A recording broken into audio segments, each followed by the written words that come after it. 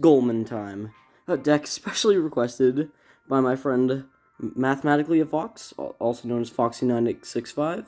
You can find him in our clan. He is my co-leader, or on his YouTube channel, which will be linked in the description.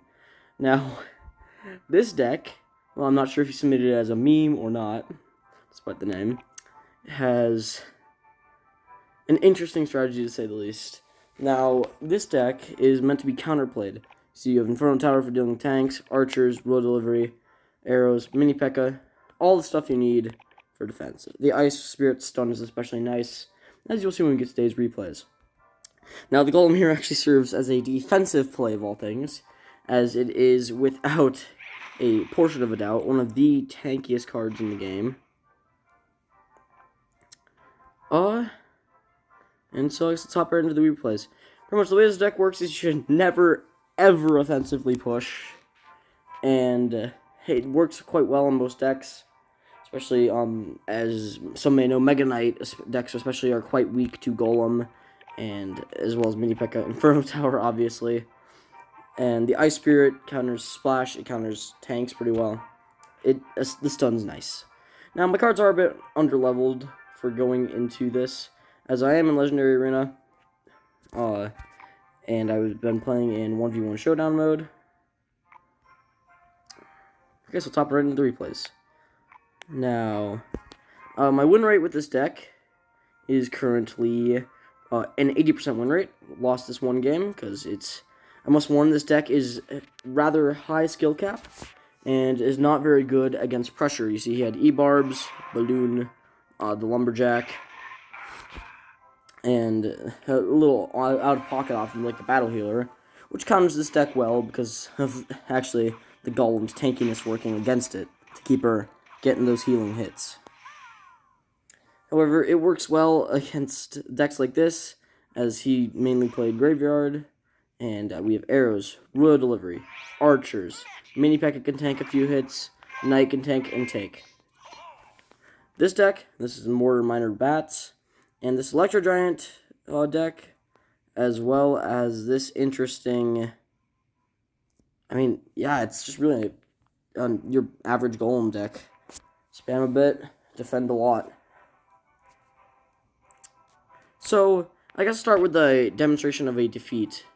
Now, this great new loading screen, and I love this Mighty Miner banner as well. Now, to start off, I have an excellent hand, but little do I know, this guy is the definition of mid-ladder. So while we may pick our first plays, which won't be very long, while I have an 80% win rate with this deck, what makes me think it's such a meme deck is I have a 40%, or 2 of the 5 games I played, my opponent forfeited, or maybe one of them lagged, I couldn't really tell. Because they tried to play a last-ditch card. Yeah, whatever. You'll get to that later. Now, Mini P.E.K.K.A. and Inferno Tower here. However, the E-Barbs all are under the effects of Rage. And they get a huge whack-a-bunch on my tower. Drop a Royal Delivery. The downtime of the spell obviously doesn't help. But since I use those arrows to counter the Goblin, the Dark Shooty Bang Bang Goblin, it didn't work very well. Now, Magic Archer really does an excellent job defending this deck. And since this deck has one air card, the Archers, Balloon does an excellent job. Now I use archers to get a little, arrows there to get a little damage, and misplay a mini P.E.K.K.A. And I gotta admit, this was not my best game. Probably one of the other reasons I lost. The mini P.E.K.K.A. does some weird targeting. You really would have thought it would have pulled from that distance, but I guess the Executioner was just too far back. Anyway, so I believe I use a Golem to tank here, as I've been doing for the other games I will show later. And you can see how kind of strategy here. Tank the hits, the Golem still has 2/3 of HP, tower kills everything, put in a backup card. I misplay an Ice Spirit into the log. That was just a little bit of just device lag, and he plays his E-Barbs in. Now I do get some good damage off here. The thing about the Golem is it'll always get damage as long as it's near the tower because of its death damage. Now I'm a little more ready for the E-Barbs this time. I have Inferno Tower ready in hand, and does a good portion. However, I thought an E-Barb would have a little more health than that, and so I dropped Royal Delivery. Accidentally misplay. Oops. And this just goes on for a bit. If we fast forward, We can see he starts building pushes. I distract a bit. Nothing I really I can do against the battle healer because all my cards are tanky, and the balloon's bomb destroys tower. Inferno tower does defend pretty well, and I do get some damage on his tower, if not much. And okay, that's just Clash Royale replays being weird. I drop a royal delivery, counter, or at least bonk all that on the head. But at this point, he's just out cycling me too fast with his very good counters to this deck. Now, obviously, the main counters to this deck are all your normal golden counters. Your E-Barbs, your mini P.E.K.K.A.s, your regular P.E.K.K.A.s. Does quite well against the more popular Mega Knight decks. And like I said, with a 40% forfeit rate and all my wins were 1 crowns, it's not hard to see why playing against this deck would be unfavorable. Next, I'll show you this matchup with another Golem deck. This guy is playing Golem Witch. Now, with the Night Witch's recent nerfs, despite her being the star of the season this month, she has been a lot less compatible with Golem. So, regular Witch, her sister, I think, if I remember, I don't know, I'm not that good with the lore, has been taking her spot a lot. This is a basic deck. Big spell, pressure, support. That one random card that all Golem players seem to have. A small spell, and a cheap cycle card. Well, mine is just defend, defend, defend, and more defend. Never ever go on the offensive with this deck. Now, this was my first game, so I did misplay it quite a bit here. However, once I kind of get into the swing of things, thanks to some coaching by my dear friend, Mathematical Fox, over Discord,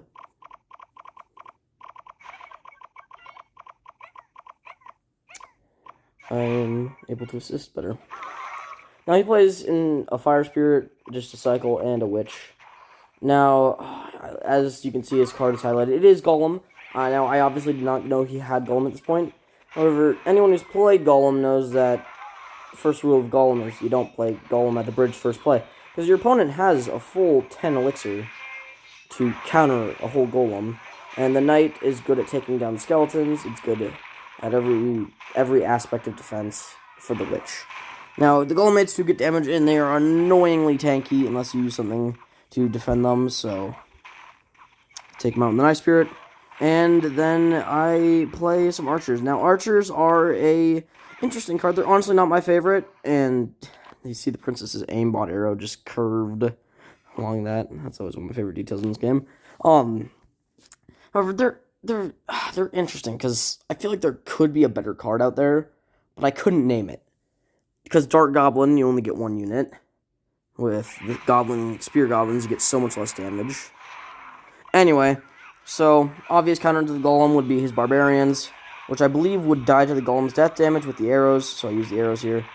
And they do, but the Golem has a very small death damage radius, and so it only ends up majorly damaging 3 of them. However, this counter push isn't very threatening, and with a quick box to the head noggin, it kind of just destroys it. It just takes it all out.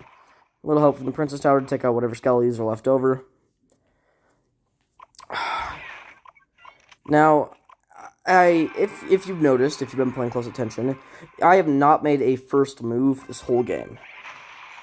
Now, that's quite important, because while in some other games, even if it's just like to get the game going, I'll make first move. But you saw right there, that was an Ice Golem, Ice Spirit into Inferno Tower.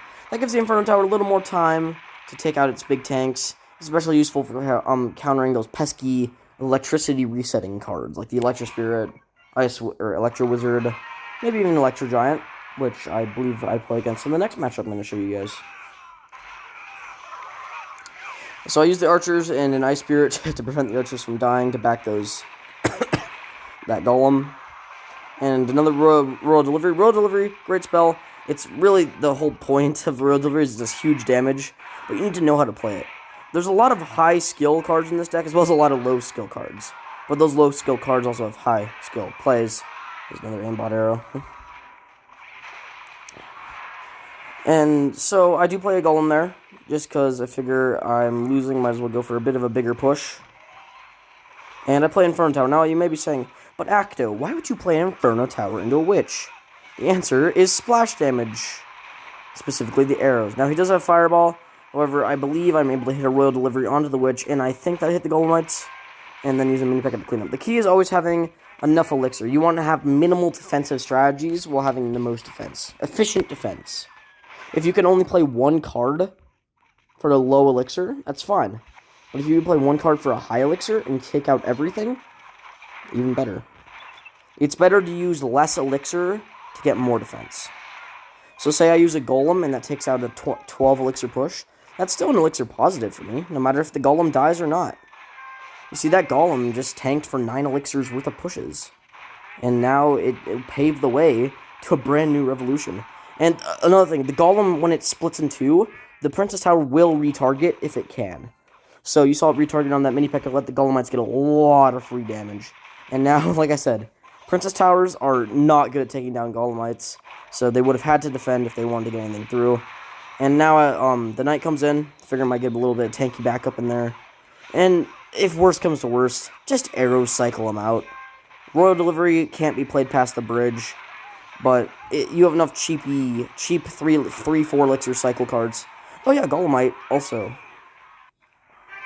Because, as many people who have played against Golem know, you can't get away without a Golem counter.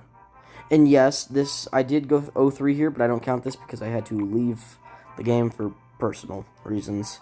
Anyway, Electro Giant. Now you may think that, oh man, the only card he really has for Electro Giant is Mini P.E.K.K.A., but this is, well, also the usual disclaimer, I am playing in 1v1 Showdown. Some of these decks may not be played a lot by other people, and they could be worse than usual. However, Electro Giant, it's literally shown taking down one of the better defensive cards in this deck in its little demonstration. And it has great Inferno Tower coverage. It's one of those tanks that's hard to kill. So, how do you counter it? The answer is, well, actually still Inferno Tower. Now, the Ice Spirit has its amazing little stun, and that, unlike the Electro Spirit's reset, it does just freeze for, I believe, a whole second. Now, I do cycle it out there, because I don't really know what I'm facing against, and, I mean, to be frank, why wouldn't I cycle Ice Spirit? I mean, there are some situations, like if you don't have a good defensive option, like a spell or a building or the Mini P.E.K.K.A. ready, then do not cycle the Ice Spirit, because it can be used to get some cheap reaction time.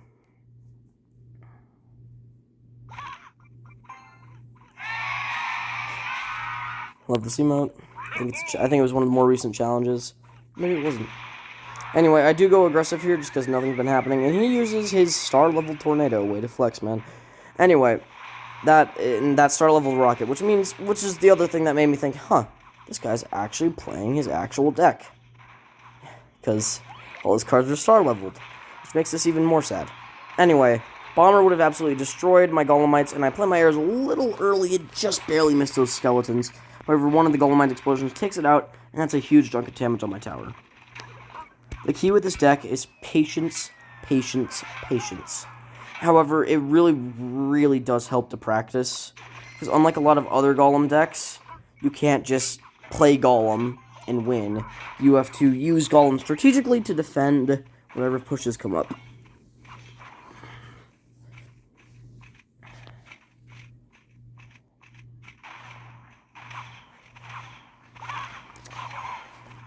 Anyway, just basic cannon defense.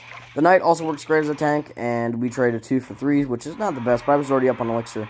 Because while it may not seem that way, the Golem can save you a lot of Elixir. You just gotta remember to defend efficiently. Get the highest return for the lowest cost.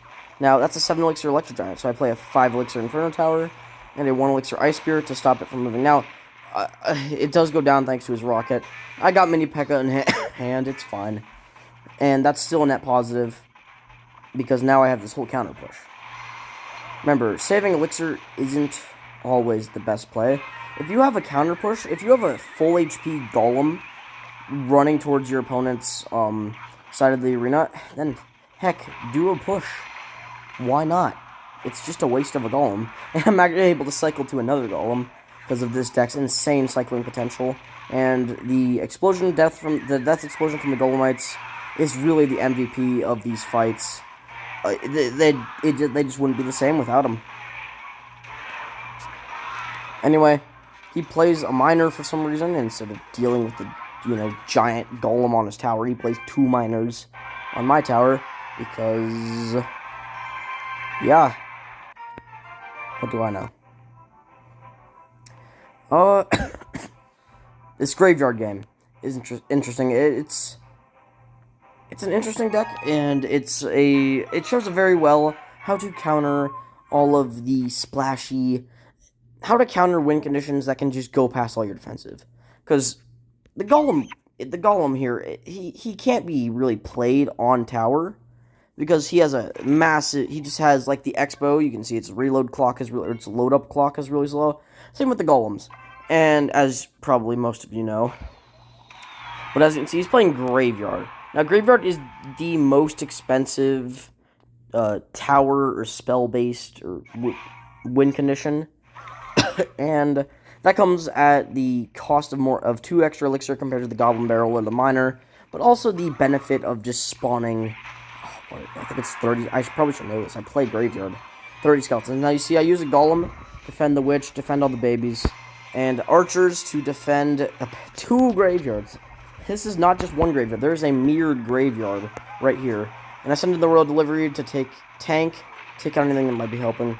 Now the Golem does split here, but like I said, Princess Tower is the worst at taking down Golemites. So he plays a Firecracker. It's a bit underleveled. Golem death damage still does quite a lot. It'd do even more if it was maxed. And the Royal Delivery is tanking for the Archers on the other side. Now, this deck actually works really well against split lane pressure decks. And I don't get the King Tower there, unfortunately. Because the split lane counter pushes are very hard to defend. Because you could have Golem, and that's a full threat on its own on this side. You could also have a couple of Archers, maybe a Knight, maybe the Royal Recruit from your delivery earlier that you played to counter maybe a Witch. And that's a whole push in of itself. The Royal Delivery, or the Royal Recruit, is guaranteed to not die in one hit, so it always has at least a bit of tankiness. It's also one of the best cards to clone. If I get 10 likes on this video, I'll make a Royal Recruits clone deck and make a how to play video on that. Now, he actually uses the Expo for defense here. I don't know if that's just some kind of ultra meta strategy right now, but it sure isn't working for him, because there is no offense in this deck. Now, he does Graveyard both sides and uses a clone. However, our use of the 2 small spells, Arrows and Royal Delivery, help us to take out, along with our 2 tanky counter cards. Now, Golem does come down here because it's a full mini P.E.K.K.A. I mean, am I not going to use it? Now, he does have that was probably not the best play, and I do not recommend doing this, but the Golem makes it to his tower, and if you know their deck, and you know they don't have any, like, cards that could take down a Golem real quick, then, I mean, you might as well. Send in some Archers. He clones everything. This is where card traction comes in, because if he had remembered I had Arrows, he just gave me, like, what? 3 for the Royal, 5, 3 for the Firecracker, 5 for the Witch, 3 for the Clone. That's a brain. 11 elixir worth of value for 3 elixir arrows. Honestly, arrows one of the best cards in the game. It is probably next to Fireball tied for the #1 spell. Now he does mirror mini P.E.K.K.A. and I do arrow cycle him out because once you get enough damage, there's no point in sending in pushes anymore. You can just defend everything with a Golem. And his long reload clock makes him essential for easy for pulling pushes. Now I pulled that mini P.E.K.K.A. Meant to pull the Witch, however he forced a Graveyard and forced me to play in some stuff. I got arrows. I don't really care if that Graveyard connects. I know from experience, while Graveyard can ramp up very quickly, a fresh set of skeletons is not going to deal 1700 damage.